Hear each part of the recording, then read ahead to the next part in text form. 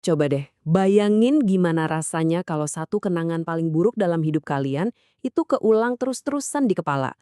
Kayak film rusak yang nggak bisa berhenti. Nah, hari ini kita bakal ngebahas soal Post-Traumatic Stress Disorder atau PTSD. Dan kita akan lihat gimana kondisi ini mengubah total cara kerja otak seseorang. Bayangin momen paling menakutkan dalam hidup kalian. Tapi ini bukan sekedar ingatan. Ini jadi kenyataan yang diputar ulang tanpa henti. Setiap detiknya bikin dada sesak, keringat dingin keluar, dan jantung berdebar kencang. Ya, inilah realitas sehari-hari buat mereka yang hidup dengan PTSD. Oke, jadi PTSD itu sebenarnya apa sih? Ini adalah sebuah kondisi di mana kejadian mengerikan dari masa lalu itu terus-terusan ngehantuin seseorang. Ini jauh lebih dari sekedar kenangan buruk ya. Ini adalah memori hidup yang ngejebak seseorang dalam lingkaran ketakutan yang rasanya nggak ada ujungnya. Yuk kita mulai dengan coba memahami gimana sih rasanya hidup dengan kondisi ini setiap harinya.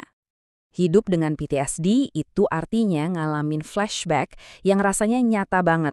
Seakan-akan trauma itu lagi kejadian lagi di depan mata. Nah, buat ngelindungin diri, tubuh mereka itu jadi selalu dalam mode siaga, kayak orang yang lagi ada di kandang singa. Waspada terus-terusan, ini jelas nguras energi, bikin susah tidur, gampang marah, dan cemas nonstop. Bahkan gak jarang mereka sampai jadi mati rasa, jadi susah buat ngerasain senang atau sedih. Buat mereka, ancaman itu nyata, padahal sumbernya cuma kenangan di dalam pikiran. Terus, apa sih yang sebenarnya terjadi di dalam otak sampai bisa menciptakan pengalaman yang se-ekstrem ini? Mari kita bedah lebih dalam.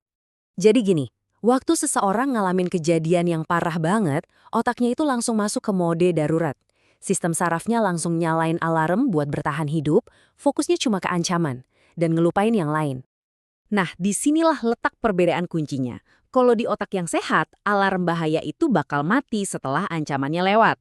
Tapi di otak dengan PTSD, alarm itu macet di posisi nyala.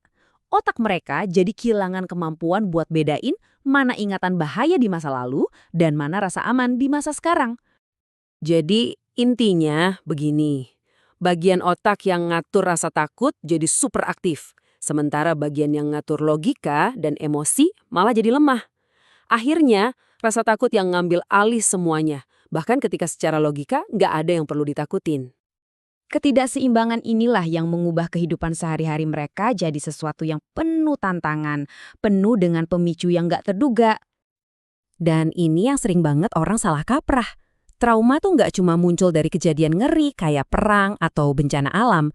Trauma bisa datang dari apapun yang bikin kita ngerasa sangat nggak nyaman atau nggak aman. Analogi yang paling pas buat nggambarin hidup mereka itu ya ini, seperti berjalan di ladang ranjau.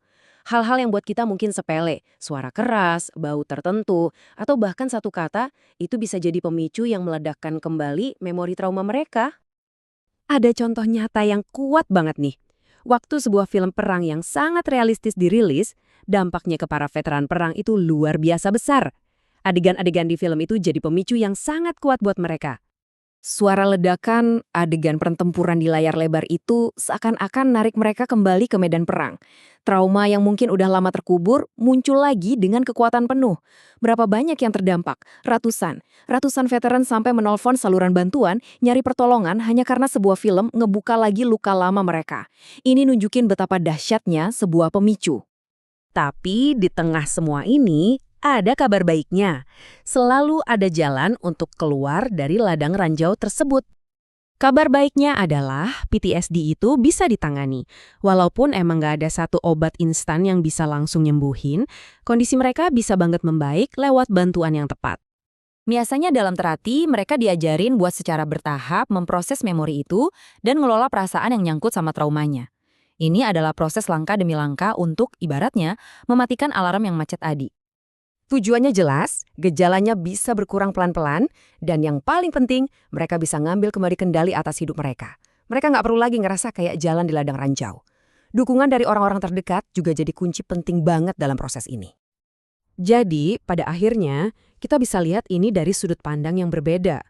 Otak penderita PTSD itu sebenarnya bukan rusak loh. Otak itu cuma lagi berusaha terlalu keras buat ngelindungin mereka.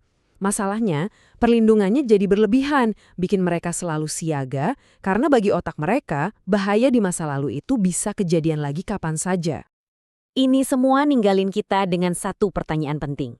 Dengan pemahaman baru ini, gimana ya cara kita bisa lebih baik lagi dalam mendukung orang-orang yang otaknya itu cuma terjebak dalam mode perlindungan yang berlebihan? Karena memahami adalah langkah pertama menuju empati dan pertolongan yang nyata.